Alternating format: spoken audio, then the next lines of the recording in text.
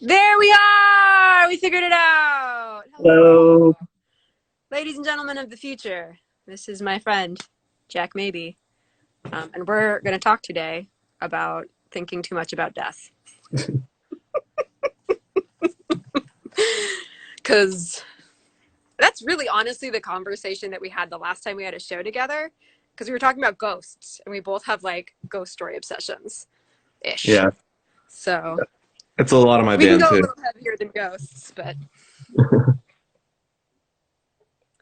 so um it seems pertinent. I feel like everybody's thinking more about death right now than they really want to, um, for obvious reasons, probably. So, how does thinking too much in general? Do you? I mean, first of all, do you identify as somebody who thinks too much? I'm not sure too much. That's just how I process things. I don't. A lot of my friends, when something bad happens, are usually like, "You want to talk about it?" I'm like, "No." I just like to think about it for the most part. Yeah.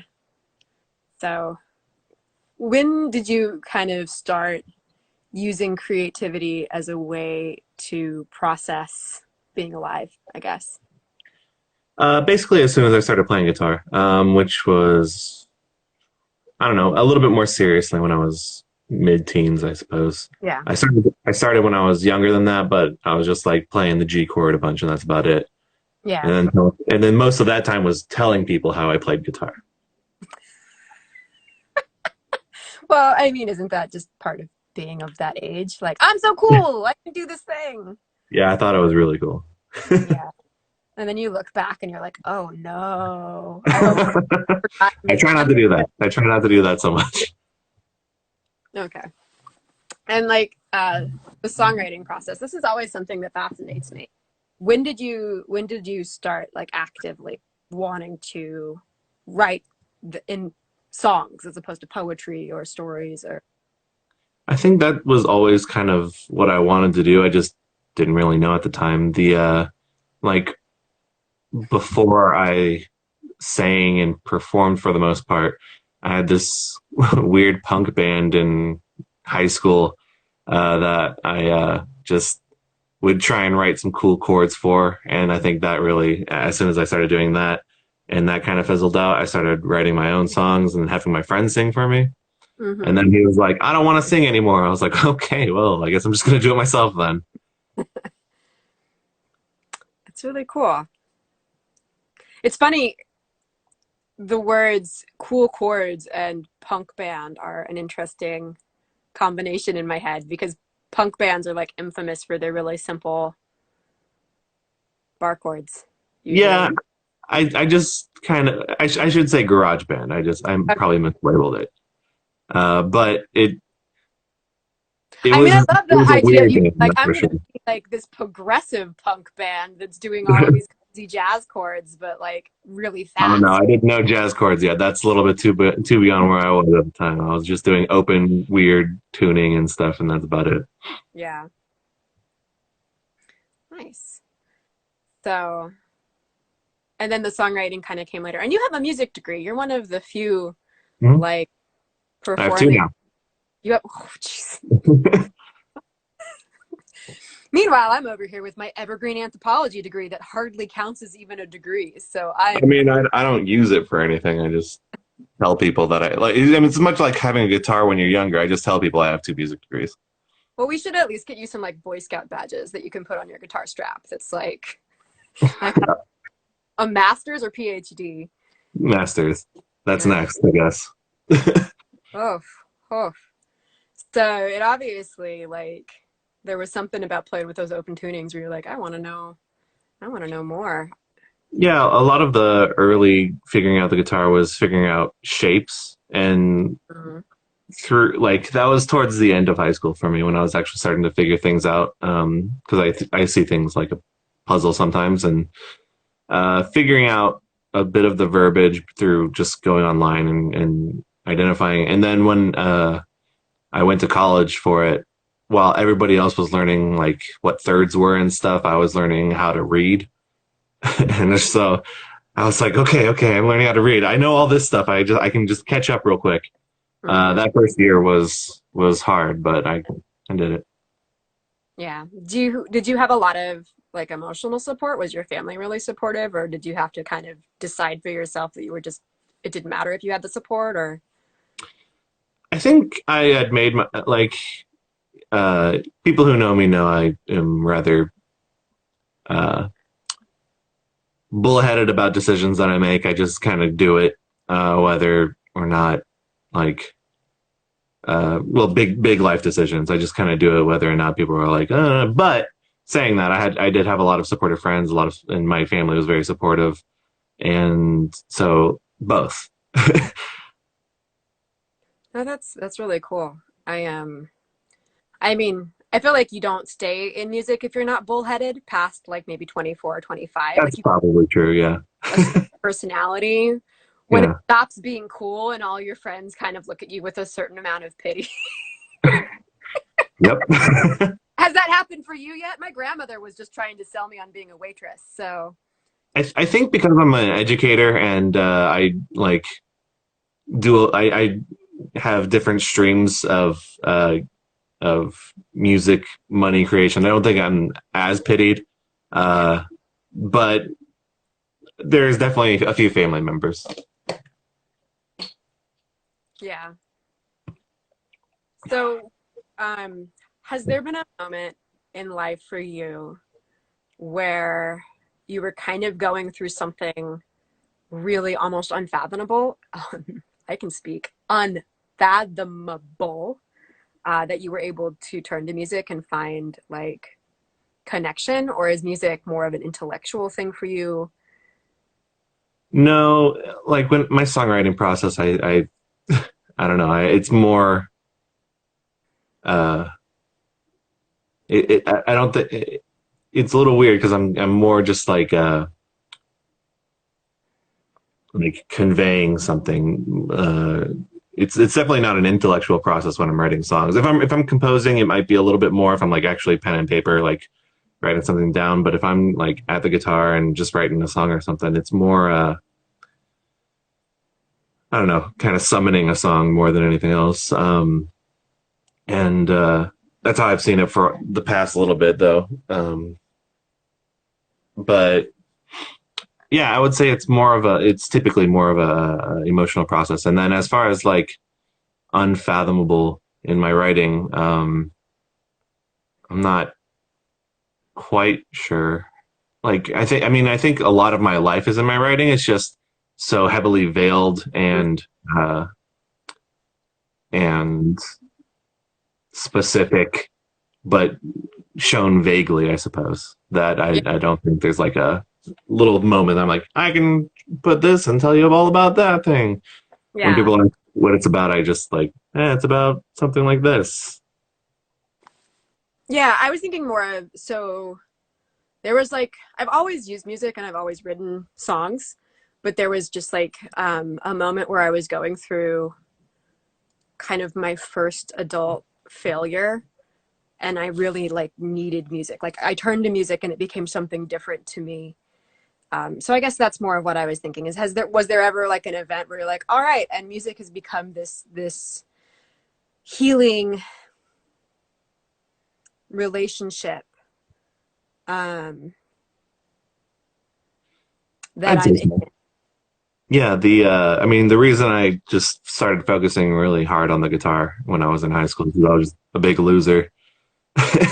And it was definitely an outlet though. And as I delved more into that, I became a bit more steady, more and more, because I, I've only recently become like pretty steady as far as like I'm not going crazy all the time. But Mhm. uh, I think through music I'm able to find that pretty easily. It's kind of a zen, really, more than anything. Yeah. You mentioned that for you, it's almost like summoning a song. And I kind of have talked about this for myself as well, where it feels more like channeling than anything. Yeah, Do you have channeling, that's a better word for it. a routine that kind of allows you to keep that channel open? Do you have a practice, or is it just like it comes to you and then you're able to stop and write? Um, no, I never write anything down until after it's written, usually. My memory is a great way to test if I like something or not. Yeah. If I don't remember it the next day, I'm like, that probably wasn't very good. Yeah. Um, but I also use that like, okay, but I do remember this part of the melody, or I do remember like the change of chords from here to here. So Yeah. that's I hold on to that, and then I just move forward. Usually, the words are like some of the last things I write uh, in bulk, because like I might start with a line or start with like a couple of phrases or a duplet or something like that, Yeah. and like then I just keep going with like, all right, do I still remember it? Do I still remember it? And by the time I'm like, okay, I got it memorized, awesome. Then that's usually the song. Yeah. No, I've written a lot of songs in the shower. I just wander around the house with the guitar strapped and then Uh, like singing loudly and annoyingly, and then uh, and I always wait for my girlfriend to go out and do something real quick before I do it, because I just know I'm just like yeah. wandering around loudly singing, because like I when I'm singing by myself, I don't actually like seriously sing. I just like Yeah. stupidly make a voice and go around. Although If she, somebody were to hear me singing with my cat, they'd be like, she's a vocalist for a living? Why? It's completely different when no one's listening. yeah, Hmm. It's almost more fun to just do it poorly. yeah, definitely more fun, Yeah. but not as fun to try and get other people to listen to that. No, it's true. It's true. And it takes a very certain person. It's funny. Um, so through quarantine to like feed my brain positive outcomes, I've been reading a lot of romance novels. And everybody's happy in the end, consistently. Very few times do people die in it. But it always makes me laugh because I went through a phase where I like really specifically wanted to find music romance novels. And it's so funny how romantically these musicians were written. And I'm like, that's not what it's like at all. You're not even writing about having to deal with somebody annoyingly like stopping everything because they have an idea and having to sing it into their phone right then. And Yeah, or sometimes I'll really like a song and I'm trying to like identify what I really like so I can copy about that song. And so I'll just be like trying to vocalize whatever it is so I can internalize it. Also super annoying. Like not great or romantic just material. stopping everything so you can just listen to something real quick and then Mm. repeat that one part 20 times in a row until everybody around you gets mad. Yep, yep, yep. Or like when you're listening to a not quite final mix of a song, but like the mix before the final mix over and over and over again to find your own mistakes. And it gets to the point where you hate it. And then Oh yeah, everybody has to deal with you like complaining about your own music and the I try to keep existential that to myself. crisis. Say what? So I try to keep that one to myself. Yeah. Well, I mean, I have like resting bitch personality. So the longer somebody's with me, the more that kind of comes out. It takes effort for me to be companionable. I'm kind of a curmudgeon, so I mean, I am too. I can't really. I have no nothing to say about that.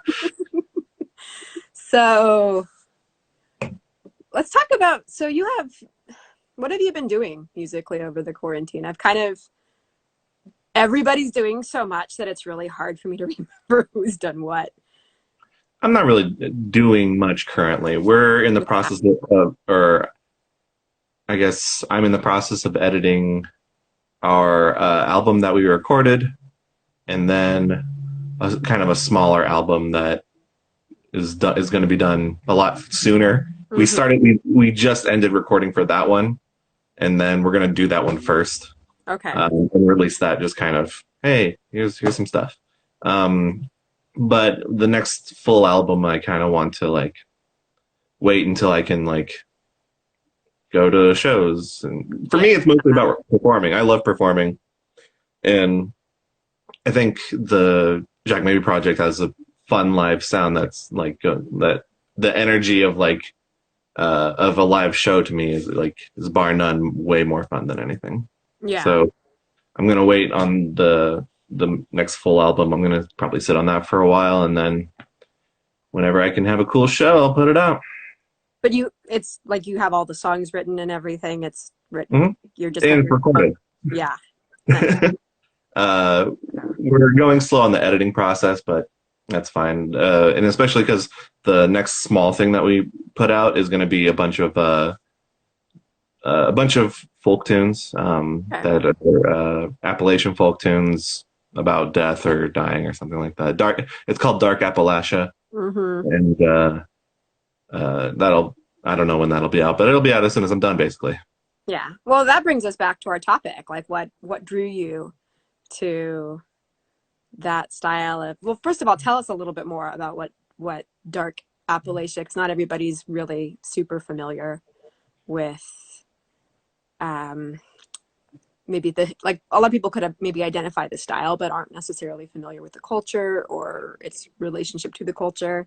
Dark Appalachia is the title of the album. It's just a bunch of Appalachian folk tunes, Mm-hmm. but a lot of Appalachian folk tunes uh, have kind of a spookier side to it, and that's kind Yeah. of what drew me to it. Because I thought about it, I was like October's coming up pretty soon. I want to kind of do that, and then Mm-hmm. October and then Halloween passed. I was like, nah, I'm still gonna release it. Yeah. Nice. But so obviously we're in the Pacific Northwest though. We're a long way from Appalachia. So what drew you? Do you have a background? Uh, Your background? yeah, I've got a lot of family in West Virginia, and growing up, I've heard a lot of the Appalachian folk tunes, but what they mostly sang was gospel hymns, Mm-hmm. and so that's kind of my home base as far as like music goes. If I'm like feeling bad or uh, if I'm in a funk or something, I'll just play "I'll Fly Away" or one of those old uh, gospel standards, and then feel a little bit better. Just reminds me of home, I guess. But in exploring that music when I was younger, I came across a lot of tunes more secular, and I'm not religious myself, but it's just I don't know. I just find home in that, I guess. Yeah. But the yeah, as I explored the more secular folk tunes and Appalachian folk music, I really came to uh, enjoy it, and so a lot of the tunes just come from that. I wanted to do just Appalachian in general, but then I was like, that's too many songs. I just want to put out like five or six. Yeah. No. And like, so can you give us an example of some of the spooky like plot lines of one of these songs? Yeah, we were I'm not doing the full band on this one. It's just the vocalist mostly and a little bit of percussion. But we were reading through Lady Margaret again, and we think Lady Margaret is a vampire. I think is what we've come across Ooh. because the way that she can entice people, the way that she is. Like when he kisses her cold, corpsey lips, I'm like, oh, that's spooky. Yeah, it's definitely vampire-esque. Yeah. So our last reading through that, we're like, yeah, that's a vampire. Cool. Hmm. But we also included "Am I Born to Die," which is a more kind of Appalachian gospel tune, and that's and I omitted a couple of the verses because there's like a million different versions, but I omitted a couple of the verses that I know, and without those verses, it becomes a lot spookier. So, Yeah. Ooh. and then yeah, I like just did a few small changes here and there, but otherwise, it's mostly like vocals, a little bit of banjo or something like that, just some cool stuff. There's also the Unquiet Grave. That's what we put on there, another spooky one.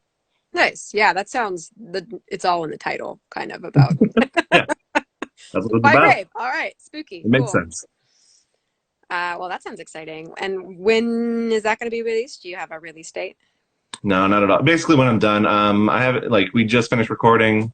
I'll start editing next week, and then I'm not going to put too much work into the edit because it's fairly spacious, so I Yeah. don't think it needs that much. Yeah.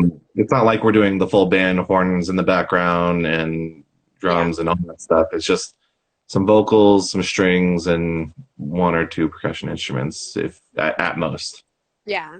So tell me about your creative process in the editing because it is different. It's like a form of songwriting, but it is like just a different. I think editing really is where a lot of my songwriting comes in because Yeah. like we were talking about before, it's just this kind of stream of consciousness that you're just like throwing down at the paper, Hmm. and then as I'm like looking at it after I kind of word vomited, I'm like, all right, what can I actually do to make this make sense? And Yeah. that's a lot where a lot of that my actual songwriting comes from. Um, and then there's some editing done while the song is still alive, I guess, which means like when you're first performing it out, when you're first Yeah. playing with people, and like you'll change a word, and then my singer goes, "Did you mean to say that word that time? Because you wrote down this," and I'll be like, "Change it to what I just said because that's better." Yeah. That happens way too often. Or sometimes it feels like songs have a mind of their own, and for whatever reason, the wrong word just comes consistently out. But then it switches back. Like, um, I can't remember. There was a song where I kept saying click and it made no sense, and I couldn't even remember what the original word was until my brain like swapped it back 3 weeks later or something like that. So, Yeah, there's I don't have any uh, like something I can point out to, but I do remember that there's a few times in my editing process where I was like, well, it's much easier if I say this word. And I was like, I'm just gonna say it. Like English is dumb anyway, so I'll just use it however I want. Um, just make it seem really like obscure or poetic. well, I mean, I think if you look at a lot of my songs, if you look at the way, like, you'll think that you know what I'm saying, Hmm. but if you look at the actual sentence structure, it's like that doesn't make any sense. Like, Yeah. just Well, I mean, songs as a aren't supposed to sample. have sentence structure. That would be kind of weird. Like, Yeah, well, yeah, exactly. And like, but it's just like the not even sentence structure, but like word structure, where it's just like you yeah, put that word in front of that other word. yeah, I don't get it. What does that even mean? Like, this all goes on like a third act play. It's like, oh, I think I know what that means. yeah. That's not a common saying. Nobody really says that.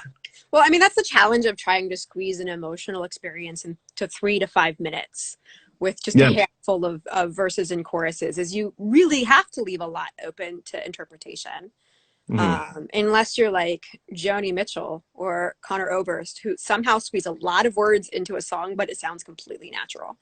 Like, Hmm. those are the only songwriters. Or Ani DeFranco also does that. But I mean, there's a very specific style where you can do that. But for the most part, depending on what your music is kind of lined up as, you really have to leave some room. Um, and sometimes, like, you go back and you look at lyrics, or I do anyway, where I'm like, oh, I hope people don't think, I hope this comes across the right way because there's a lot that could be misinterpreted. And I hope they get a Yeah. sense of who I am enough to not think that. Yeah. Or, um, like with Small Deaths, the song that was you performed with us at that release party, or was it a different I show? performed at what? When we performed in Seattle, I think it was for the Small Deaths release party. Yeah. Yeah, I think so. But like the final verse in that is so, oh gosh, what is it? I can never remember my lines unless I'm actually singing the songs, and I almost have to start from the beginning. Yeah, that's Bree's job. I always look over to my left if I forget something, and she's like, "It's this." I'm like, "Oh." Yeah, my bandmates do not know the lyrics, but Jeff does make sure we show up to places on time and package sound real good. So, Nice. um, oh, it's the line "making me giddy." Like, and I was like, oh man, that sounds kind of ridiculous considering the rest of the song. So, bu- bu- bu- bu- uh, man, I can't. I have to have the lyrics in front of me. Or a I guitar in it the just there phone. was something that was so vulnerable, even though that line was like pertinent to what I was trying to communicate, which is, you know, when you're finally with somebody that you feel like you can be yourself with, it can be like overwhelmingly, it almost reverts you to like a childhood state. Yeah. For some reason, using that word, I was like, man, do I sound like a teenager? Like, Yeah, and I find that satire is also pretty risky to yeah, write. people don't pick up on sarcasm in songs all the time. Yeah, that is true. Um, which has been an odd thing sometimes heading to more rural parts of town to perform or parts of towns where to perform when you're making uh, making a political statement. They think the opposite of what you're saying. You're like, okay. Just as long as I can get out here without the torches and the tar and feathers. All right. Or just at least out of this conversation. Yes. Yes. So tell me more about, so you've been performing as the Jack Maybe Project in different kind of iterations Yeah, for some years now. I have lost track of me too. was what was like the starting point of like this is what I want to do and this is what I want to sound like and this is It's been a slow transformation because I used to just do solo stuff and go by Jack maybe. I think that's Uh, when we met because we both played the pig bar. yes, and I think that was like very early because I was still in King Columbia at that point, Yeah. and Well, and you did like mostly covers and now you do like much more original or you did a lot more covers anyway. yeah, well, I didn't have as much material, Yeah. uh, or I had a lot of material back then. I just didn't like it as much. Now I have Mm-hmm. about 3 albums worth, and then a bunch of covers. So working those 4 hour gigs really get your chops up as far as how much you can play. Yeah. Sorry, what was the question? What was I thinking? I got sidetracked. Uh, uh, so the evolution of the Jack Maybe project from when you Right. started it to the present. So yeah, it started out as kind of me being solo, and I think I had 2 other people so I was still early on. I only had Will, who's my banjo player, and Mm-hmm. Dennis, who's my drummer. And uh, from there, we like slowly started gathering more and more people who wanted to join us. And eventually, I got a small horn section to add, and because I was really into like the New Orleans second line uh, uh, inspiration, and so that horn section was kind of a godsend for what I wanted to do with a band, and yeah, and that's how it kind of came to be. Like it was just slowly one member at a time. We have 8 total, and I'm just Yeah. like, all right, slowly getting some cool people going. Um, and we've had a few changes, but for the most part, I think it's pretty solidified at this point as far as yeah, who's in. Oh, that's exciting. Yeah. So part of the series is I think too much. I'm a chronic overthinker. Hmm. Um, and sometimes my brain gets onto these like tangents, which are highly amusing. And so I'm hoping to have kind of this series with a variety of different people who also kind of get on these tangents. And so when I asked you what you think too much, thinked, I know how to write. Uh, when I asked you what you thought too much about, you said death. So do you want to like why was that at the top of your head as far as like what you think too much about? Well, I also said that I thought that was a bummer, and I was trying to steer it otherwise. Yeah, but have But you listened to my music? Clearly I'm cool with bummers. Like, that's true. Um, it's just what I think about a lot, and not necessarily. I mean, not necessarily not either the act of dying, but also like everything around it, um, and like what's next. And I don't get like tangents really. I just get stuck on uh, like I can obsess over a small thing like for a while until I move on. yeah. Um, so it's like the opposite of tangents. It's just hyper focusing on something dumb. Um, but also I think it's been around a long time for me too. Like my one of my first memories is when my grandmother passed, Yeah. and like that's my first memory for the most part, I think. And well, that I still have, I guess. But Hmm. uh, and like it's always been around. Like it's not. It wasn't like a big part of my life. Like I didn't have like friends left and right dying, you know. But just like every occasion, like sometime, like somebody would die at like seemingly like an equal amount of time. So it's always been in the background. Hmm. Um, How old were you when your grandma died? I don't know, 4 or 5, something like that. So super, super young. Yeah, yeah. And I didn't quite know what it was yet. I don't think. All Hmm. I knew is my mom was sad, Yeah. and I had to. Uh, and I don't know. I was just kind of copying that emotion. Yeah. Were you close with your grandma before that, or? Yeah, and but like I said, like I was pretty close with her, but I like I said, I didn't really understand that Yeah. what it was. It was this weird concept that just made people sad to me at that time. Yeah. So part of why I'm cool with bummers is I have this theory that like sad songs and music that is about kind of exploring the dark places, the shadow side of being a human, the shame. It really is one of the few spaces that is still present in our culture where people can kind of process those complex emotions. Sure. So, do you feel like your kind of interest, thinking too much, fascination, obsession, does that play into perhaps the songs that you picked for your or do you feel like you're able to kind of use your music to help some of the things that don't make sense more to people or I'm not sure that that's what it's just more of a reflection of how I think about it. Like this next album is pretty heavy as far as uh, bummer topics go. I try to keep it light musically though, so a little hmm bit of balance. But um, the and like I said, I think a lot of me is in a lot of my music, and so my thinking about death constantly is definitely in there. My fascination with it is definitely in there, and like even overtly sometimes. hmm Um, but I don't know. It's more of kind of a that I don't know how to describe it really.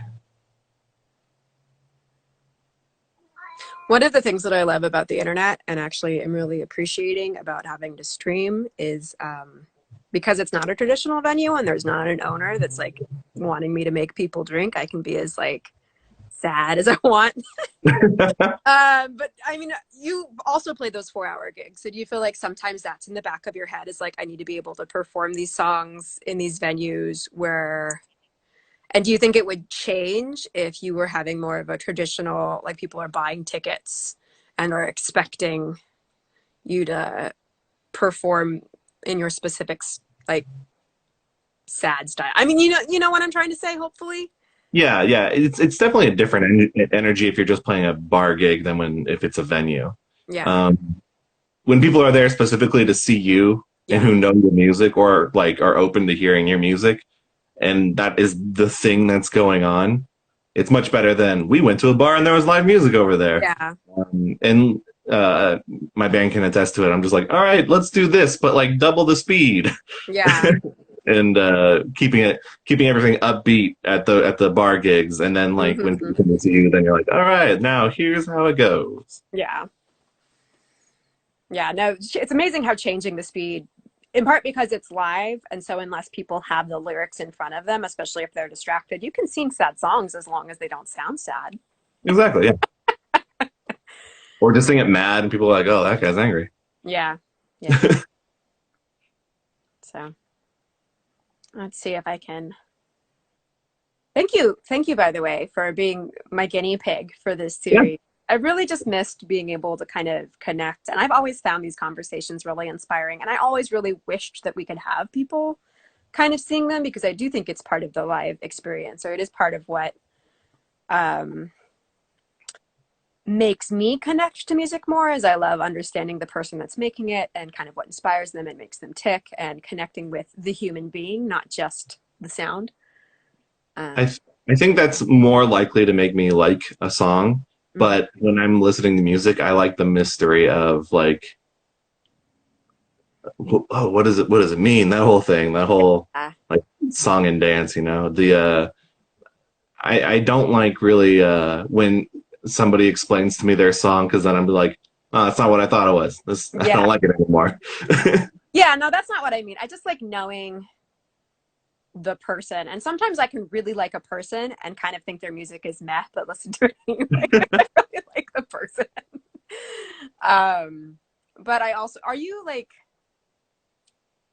kind of snobby when it comes to other people's music? I don't think I'm snobby. But if I don't like something, I'm not a like I'm so bad at networking. Like Yeah. the when the my worst my one of my the worst things when I first started when I was like 19ish going to open mics and stuff was that somebody whose music I didn't like would come up to me and tell me that they liked my thing because I'd just be like, "Thank you," and then there would be that weird silence, and I'm like, "All right, I don't know what this is about." Yeah, no. I mean, it's a challenge because um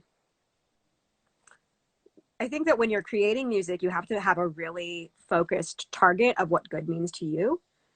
And that can be really individual, and honestly kind of should be individual because you don't want it to sound like what everybody else's target is.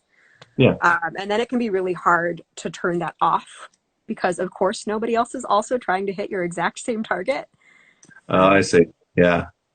or like, there's just certain things. I hate repetitive music. Like, you can repeat things if there's a little bit of differentiation, or if it's like very intentionally chanty. I think that's cool. But if it's like a pop song where it's just the same line 10 times, I don't know. I think pop nowadays is way better than when we were I think younger. it's, I don't know. I haven't listened to anything contemporary, so I probably shouldn't be a big judge. Well, Um, Will just joined this chat. He knows. He and I would talked about this at length. Yeah, pop nowadays like is so much more refined yeah, uh, that like I think it's. I mean, it's doing what its purpose was, but it's whether or not you like that sound. yeah, yeah. I don't know. I feel like, See. yep. Now I'm outnumbered. I'm not a big pop. I've never been a big pop person though. Like I make music in Seattle because I thought Seattle would have a sound like Nashville has a sound, and like LA has a sound, and how like New York has a sound, and that sound would be like every genre would be somehow like a little bit anti-establishment. And then I got here and I'm like, this is not what's happening in the scene. um, and so I'm just not a good pop person. But one Mhm. of my I'm gonna out myself here. I know a lot of people really like Bishop Briggs, and I hate her music so much. Um, I don't know it very much. it's more on alternative, and it's because it's so repetitive, and it's because it kept also getting like grouped in with more Americana sounding or like singer songwriters who are not known for being repetitive. Hmm. So it would just kind of be like, oh, this is what I would qualify as a pop song that's being grouped in with this experience that I was expecting. And I have like, I'm not great at like schooling my features when I don't like something or like being diplomatic. Yeah. And so it's funny because I'm in this like dance studio and people love her. And so it always comes on and I'm always having to be like, don't ruin other people's enjoyment of the music with your like super judgy hate of repetitive music. So I don't know. Do you have something like that where it's like, oh, this is like a trigger? Like if this happens, then I'm out. If anybody sings Smash Mouth, I think that's one of mine.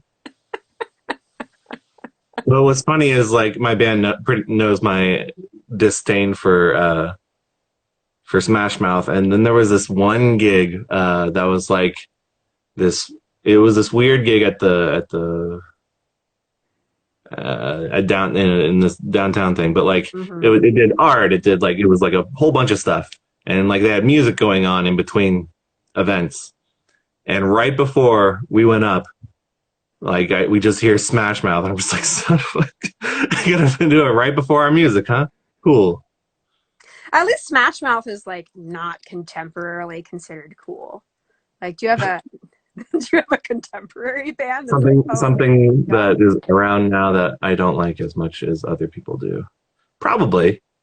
Like I try not to be snobby, but um, sometimes you just don't like something, and then you have two music degrees, so you can specifically tell people why.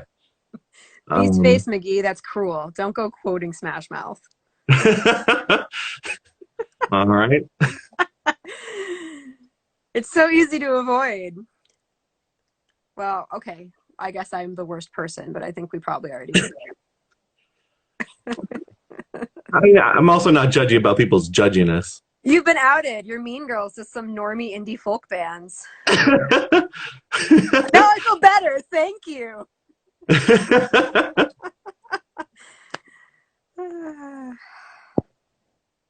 Thank you, Resident Revenant, for making me feel like I'm not the only mean girl in the room. What does that mean though? Normie indie folk bands. I suppose that's true. Like I do remember being super judgy at open mics very often. Yeah. Um, we would we would be me, if Resident Revenant and I would also be like just sitting in the back with a few others and like being real judgy about it. It was fun at the time, but You feel kind of guilty, but it's also yeah. I feel way more guilty now. I didn't feel guilty at the time. Yeah. No, it's hard. And then different personalities. Honestly, a lot of the musicians that I know, the idea of going out to random live shows that you're not playing at in an attempt to network, it can be really challenging because, again, you have like kind of a focused target of what you think is good, and there's a lot of different people who might deviate from that, especially even in a just one show. You can have one band you're really excited about, but the opener is just like maybe not. Yeah, So it can be. especially when people are still cutting their teeth on performance and like they just like I don't know. I'm not great at stage banter either, but I feel like I can hold my own. And then like when people are just like silently tuning in between their songs, Mm-hmm. I think I'm more of a performance snob than a music snob. Oh yeah, no, I'm definitely more of a music snob than I'm a performance snob. As long as you're there, I'm pretty like, and not being super awkward, like not just trying too hard. But the worst show that I went to was like actually a really kind of big deal in Seattle. And I hated it because everybody sounded the same. Everybody was a tenor. Everybody was playing their guitar in like the same chords, singing songs about the same things. And it was a longer show, so there was like six performers who all were kind of, and that made me crazy. So I think it's really just anything that's too repetitive for me. But apparently, you're a better person than I am. So I think my triggers just might be different because yeah, I suppose I could get judgy. I just don't. I'm on the spot and I can't think of yeah. what that thing is that when I hear it, I'm just like, no. Resident Revenant, are you vibing with the just two of the same thing? Is that what you're saying? Or just being on the spot? Inquiring minds want to know. Let's see. What's like the best unexpected? Thank you. By the way, I see you seeing me, and I appreciate it. What's like the best unexpected thing that's happened? Like an unexpected adventure or just like an unexpected win from a show that you can think of? Win from a show.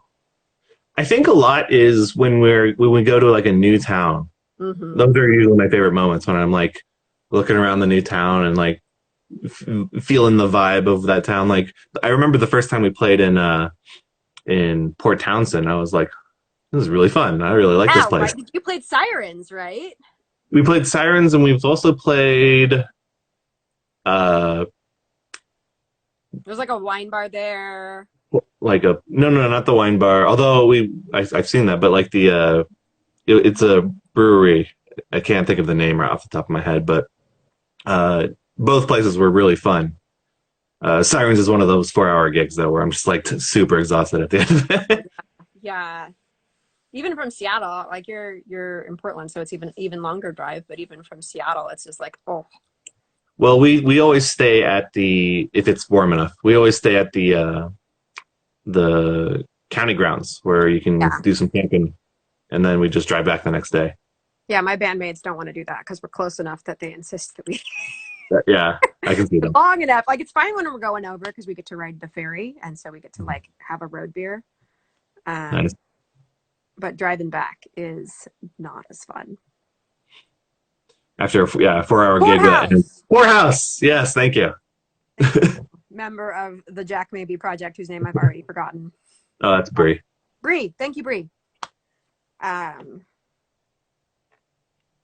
so for any of our watchers watching this in the future who are like, but the Jack Maybe is right there. What's going on? So there's two. Duplicitous. Let's see if I can think of.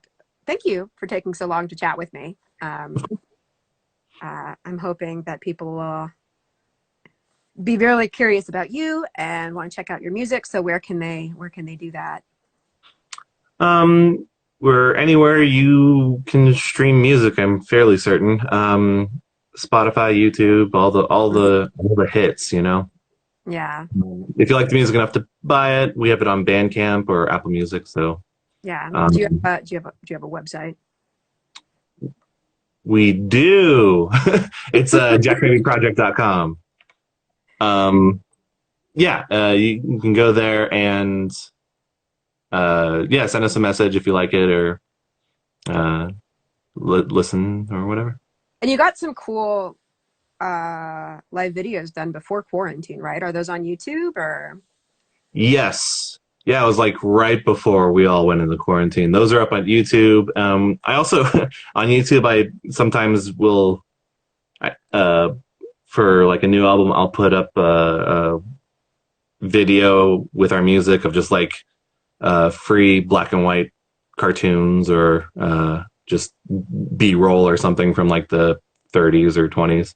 That's cool. Um, and just put that all together and put that up. So there, a lot of that is on there, is on Mhm. our YouTube as well. And then as well in one of my compositions, I'm going to be doing a lot more with that as well because I'm locked in quarantine and I have a album coming out. So I'm just going to do a bunch of music videos of old B-roll footage. Nice. That'll be cool. Yeah, I suppose we should probably also tell people like how you would describe your style. People who are coming in from my page and curious about like because sure. our style, my band style, is extremely different from Yeah, your style. yeah. We So we do kind of a bluesy folk and then a lot of jazz elements on top of it, yeah, or somewhat texturized in there, but still very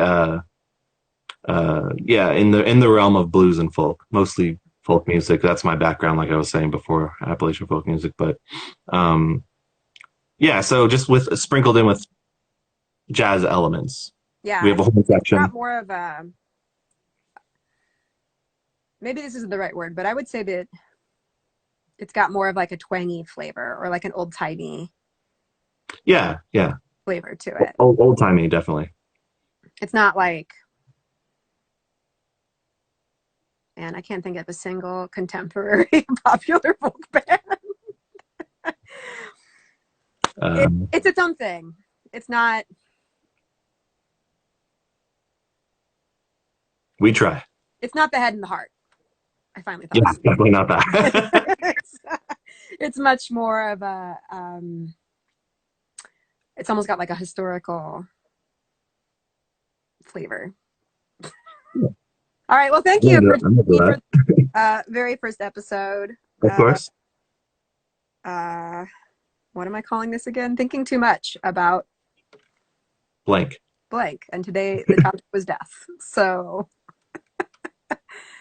and definitely I hope everybody checks out what you do in the future. And I'll post this on YouTube tomorrow. So I'll send Cool. you a link then.